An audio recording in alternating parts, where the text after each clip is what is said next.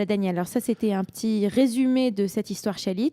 Voilà, alors on va essayer de parler un peu de cette affaire Shalit, de cette capture de Gilad Shalit, de sa libération, de ce qui s'est passé en Israël pendant les 5 années durant lesquelles Gilad Shalit a été détenu par le Hamas. Alors d'abord, il faut véritablement rappeler euh, que les forces de sécurité israéliennes n'ont pas réussi à trouver, à repérer Gilad Non Shalit. seulement ça, mais en 2011, Gabi Ashkenazi, qui était à l'époque le chef d'état-major, dit dans une conférence de presse qu'il ne sait pas où est Gilad Shalit. Et c'est peut-être la première fois où l'armée ne sait pas quoi dire. Effectivement, les services de renseignement ont tout fait pour essayer de retrouver la trace de Gilad Shalit et il s'est avéré que c'était absolument impossible. Le Hamas a tout fait pour compartimenter, on va dire, ceux qui étaient impliqués dans la capture et dans la détention de Gilad Shalit. Très peu de terroristes du Hamas étaient au courant donc de l'emplacement où se trouvait Gilad Shalit. Seul ce que l'on appelait le commandant en chef du Hamas, Ahmed Jabari, qui a ensuite été éliminé par l'armée israélienne, était au courant, savait où était Gilad Shalit. Très peu donc, de ces geôliers étaient au courant. Il y en avait 4 qui se relayaient régulièrement pour donc assurer on va dire, la garde de Gilad Shalit, qui était on va dire, enterré sous terre dans une cellule totalement isolée, étanche à tout moyen technologique de détection. Donc ça, c'est le point important. Mais ce qu'il faut souligner, Eliana, et c'est important de s'en rappeler, je crois que quelque part, la date du 25 juin 2006, que l'on doit absolument rajouter à celle, comme vous l'avez fait, du 12 juillet 2006, ce sont 2 dates qui ont marqué la société israélienne parce qu'elles ont représenté une sorte de rupture par rapport à une sorte de processus, par rapport à l'ensemble, on va dire, du processus d'Oslo, qui battait des ailes, on va dire, depuis l'intifada, par rapport aux concessions territoriales, à la problématique territoriale de l'État d'Israël, du conflit israélo-palestinien. Le fait que les 2 captures de soldats israéliens se soient produites dans le cas de Gilad Shalit à l'intérieur du territoire israélien. Et il faut bien souligner effectivement que les tunnels offensifs, cela n'a pas daté de l'opération Bordure Protectrice. Le premier tunnel offensif qui a servi, donc, entre autres, à la capture de Gilad Shalit a été découvert le jour même, le 25 juin 2006. Donc c'était un dossier que l'armée israélienne connaissait parfaitement. Ce n'est pas un dossier qui a été révélé au moment de l'opération Bordure Protectrice, comme certains l'ont prétendu. On savait qu'il y avait des tunnels offensifs, mais sur ce plan, ce sont des commandos du Hamas, on va dire sunnite, et c'est important de faire la distinction aujourd'hui en particulier, du Hamas sunnite qui ne reconnaît pas l'État d'Israël, qui exige toujours la destruction de l'État d'Israël, qui est rentré à l'intérieur du territoire israélien, parce qu'on était quelques mois après l'évacuation de la bande de Gaza du Gush Katif par l'armée israélienne. Donc il n'y avait pas de force israélienne à l'intérieur de la bande de Gaza. Donc le Hamas est rentré à l'intérieur du territoire israélien pour procéder à cette attaque et pour capturer Gilad Shalit. Et 3 semaines plus tard, le 12 juillet, c'est le Hezbollah chiite qui, à son tour, est rentré à l'intérieur du territoire israélien pour capturer Eldad Regev et Ehud Goldwasser. Et le Hezbollah, qui lui aussi ne reconnaît pas l'État d'Israël, exige la destruction, prône la destruction de l'État d'Israël. Ce sont donc 2 mouvements qui représentent une sorte de symbole dans le monde musulman, c'est-à-dire on va dire les chiites et les sunnites. Ensemble, ont mis en tenaille, on peut dire, l'État d'Israël et ont prouvé que finalement le problème n'était pas obligatoirement un problème territorial, parce que finalement ce sont les deux territoires dans lesquels se sont produits ces 2 attaques, donc de ces 2 mouvements chiites et sunnites, sont des 2 territoires qui ont été évacués unilatéralement par l'État d'Israël. Le Sud-Liban, on s'en souvient, c'était en mai 2000, et donc la bande de Gaza, c'était en août 2005. Et c'est de là que sont venus ces terroristes sunnites et chiites qui ont capturé les soldats israéliens. Et il faut savoir que la guerre du Liban, la seconde guerre du Liban, qui a été déclenchée par Ehud Olmert, par le gouvernement d'Ehud Olmert 3 mois après, à peine après l'élection d'Ehud Olmert, cette guerre du Liban a marqué les esprits parce que justement, de plus en plus d'Israéliens ont pris conscience que finalement, il y avait quelque part un problème qui était au-delà du problème territorial, que si il ne s'agissait là que d'un problème territorial, eh bien, les forces israéliennes et les Palestiniens les Israéliens et les Palestiniens auraient pu trouver une manière de négocier. Et le retrait israélien, par exemple, de la bande de Gaza aurait pu être perçu par les Palestiniens comme une sorte de geste en direction des Palestiniens. On aurait pu, comme cela a été envisagé tout de suite après le retrait israélien de la bande de Gaza, créer un club méditerranéen, comme Jacques Chirac en avait proposé l'idée. Donc, effectivement, à partir de ce moment-là, à partir de cette capture de Gilad Shalit, puis de la capture des 2 soldats Regev et Goldwasser, de plus en plus d'Israéliens comprennent que le problème entre Israéliens et Palestiniens, le conflit israélo-palestinien n'est pas seulement un conflit, on va dire un conflit territorial, mais qu'il a une autre dimension, peut-être une dimension religieuse, mais en tout cas une dimension qui va au-delà du territorial, parce que sinon, eh bien, on aurait pu régler cela autrement, et le comportement de ces 2 organisations a prouvé le contraire. La deuxième conclusion que l'on pouvait tirer, c'est une conclusion qu'Ehud Olmert a eu du mal à tirer, mais que l'opinion publique l'a forcé à aboutir, à comprendre, c'est que l'unilatéralisme, donc c'est-à-dire cette démarche de se retirer unilatéralement, n'est pas une solution pour le conflit israélo-palestinien.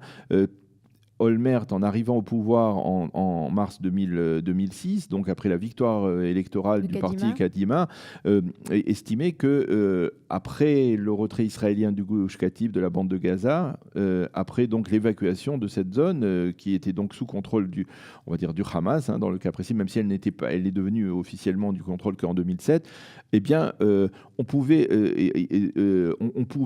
continuer à procéder à des retraits unilatéraux et à tracer, on va dire que Israël trace elle-même les frontières, ses futures frontières, par exemple en utilisant la barrière de sécurité construite par Ariel Sharon à partir de 2002-2003, et on s'en serve comme frontière est de l'État d'Israël. Et c'était le plan d'Ehud Olmert, ça s'appelait la Itkansut, c'est-à-dire on devait se replier sur soi-même. C'était le plan d'Ehud Olmert. On ne va pas être les otages des Palestiniens, on va se replier sur soi-même et tracer les frontières de l'État d'Israël nous-mêmes.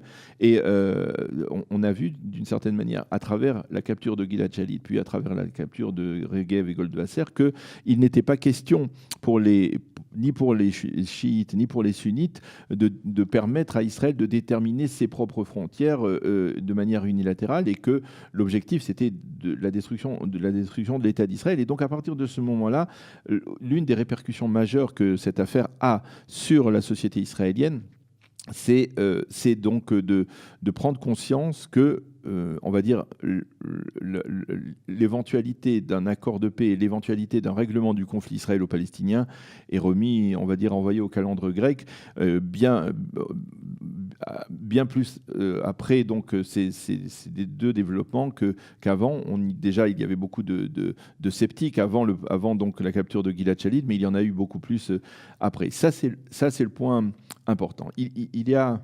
Non, je voulais vous demander, parce que vous avez parlé donc de ces répercussions sécuritaires, mais moi je voudrais comprendre en fait quelles ont été les répercussions sur le débat du prix à payer en échange de la libération de soldats. Donc un soldat qui serait capturé, est-ce que dans le passé l'État d'Israël a tout fait pour libérer ces soldats, ou est-ce qu'au contraire il n'y a pas de prix, est-ce qu'au contraire il y a un prix limite et il ne faut pas le dépasser? Alors ça a été un grand débat, ça a été un débat dans la société israélienne, parce que effectivement, lorsque le Hamas a posé ses conditions à la libération de Gilad Shalit, et que l'on a compris qu'il s'agissait d'au moins 1 millier de terroristes, et que parmi ces terroristes, il y en avait plusieurs, on va dire même plusieurs centaines, qui avaient du sang sur les mains, qui avaient été responsables d'attentats terroristes meurtriers contre des cibles israéliens. Eh bien, le problème s'est effectivement posé dans la société israélienne. Est-ce que l'on doit échanger un soldat israélien, avec toute l'importance que cette vie humaine a, que ce soit dans la religion juive ou dans la tradition d'une démocratie, et contre un millier de terroristes assassins qui, très certainement, même si avant de quitter, ils ont dû signer une sorte de déclaration qu'ils ne s'engageaient à ne pas recommencer, eh bien, aller recommencer, aller effectivement retomber dans le terrorisme. Et d'ailleurs, la réalité l'a prouvé. Hein. Il y a des dizaines, aujourd'hui, je ne sais pas si peut-être même plus, de terroristes du Hamas qui ont été libérés au moment dans l'échange de Chalit, qui ont été déjà capturés à nouveau et reconnus coupables d'actions subversives contre l'État d'Israël. Donc, la question était posée. Est-ce qu'on doit faire cet échange ? C'est une question à plusieurs dimensions. C'est une dimension politique, c'est une dimension religieuse même, hein, effectivement. Éthique. Est-ce que l'on doit procéder à un tel échange? Il y avait dans la société israélienne, comme à chaque fois qu'il y a un problème important, de nombreux, on va dire des centaines d'avis. Je crois que quelque part, on a compris dans la société israélienne qu'on ne pouvait pas renouveler ce type d'échange comme celui qui s'est produit donc le 11 octobre de 2011. Cet échange entre Gilad Shalit, ça a été extrêmement difficile. C'est-à-dire qu'il faut savoir que, par exemple, Ehud Olmert a lui aussi, lorsqu'il était Premier ministre, négocié, tenté de voir s'il était possible, et il a craint lui-même de se livrer à un tel échange, de peur, on va dire, d'une réaction même de la droite israélienne qui aurait critiqué cette démarche. Mais lorsque la droite est arrivée au pouvoir en 2009 avec Binyamin Netanyahou, eh bien, elle n'avait pas de droite à sa droite, et donc elle a pu se permettre d'une certaine manière plus librement, on va dire, de conclure cet accord, même si c'était un accord controversé, sur le prix à payer. Et le prix à payer, c'est un débat qui reste ouvert. On sait que dans la religion juive, eh bien, il faut mettre des limites au prix à payer en échange donc de la libération de personnes. On connaît la fameuse affaire du Maharam de Rothenburg qui n'a pas voulu, qui est un sage qui est mort en prison pour ne pas vouloir être échangé contre d'autres personnes, d'autres personnalités. Et donc il y a dans le cas précis, il y a eu un débat. Ce débat, il a abouti à la création d'une commission d'enquête, pas d'une commission d'enquête, d'une commission Shamgar qui s'est assis et qui a établi, on va dire, des règles qui n'étaient plus applicables dans le cadre de Gilad Shalit, mais qui devaient être mises en application en cas, on va dire, d'un nouvel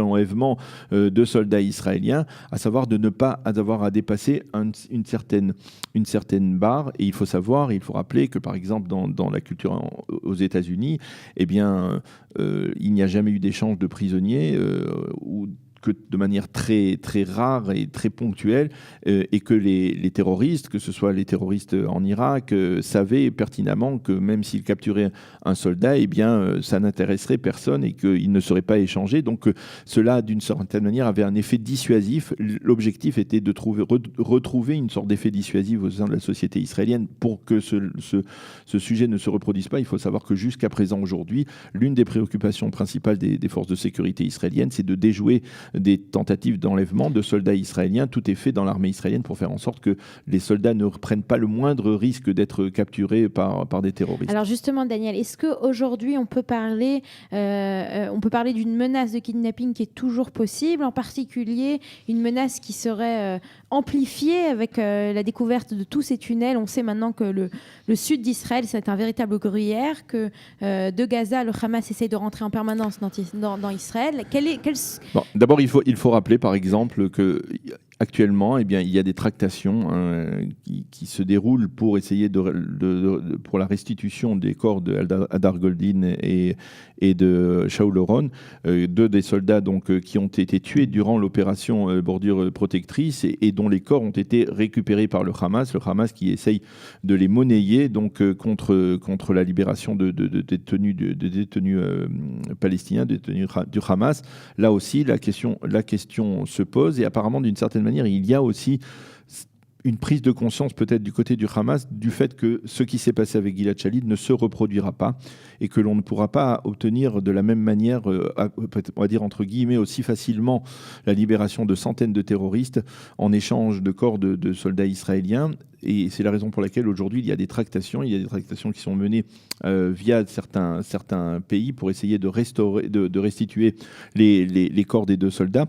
Mais effectivement, les choses tendent à changer un petit peu, même s'il est difficile d'envisager que l'État d'Israël reste insensible totalement à la capture, que personne ne souhaite bien entendu, d'un soldat israélien et au désir de l'échange. Il faut il faut souligner aussi le rôle déterminant qu'a joué la famille Shalit, on va dire l'association pour la libération de Gilad Shalit, qui a eu un rôle tout à fait particulier. Peut-être que le fait que Noam Shalit, le père de Gilad Shalit, avait une certaine on va dire une certaine orientation, on va dire même politique, a peut-être joué dans la manière dont les choses se sont déroulées. Ce sont des affaires extrêmement délicates à trancher, mais ce que l'on peut dire, c'est que la famille Shalit a parfaitement su manœuvrer pour faire en sorte de créer un mouvement en faveur de la libération de Gilad Shalit. C'est tout à fait légitime de sa part. La question était de savoir comment un État doit réagir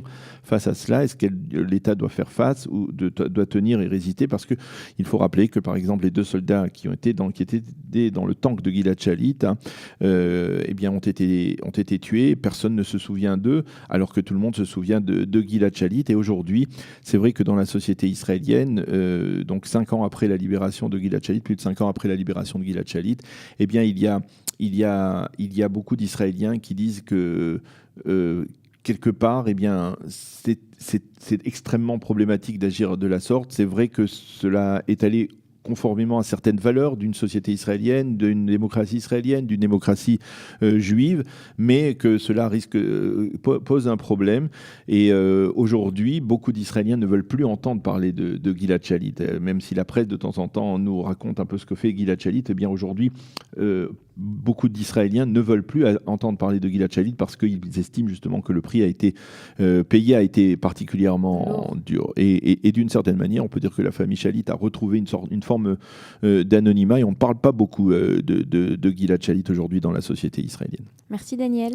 Voilà, il est 8h37 et nous allons marquer une pause musicale et puis nous reprendrons nos émissions avec la revue de la presse et des médias israéliens que je l'aurai le plaisir de vous présenter dans quelques instants.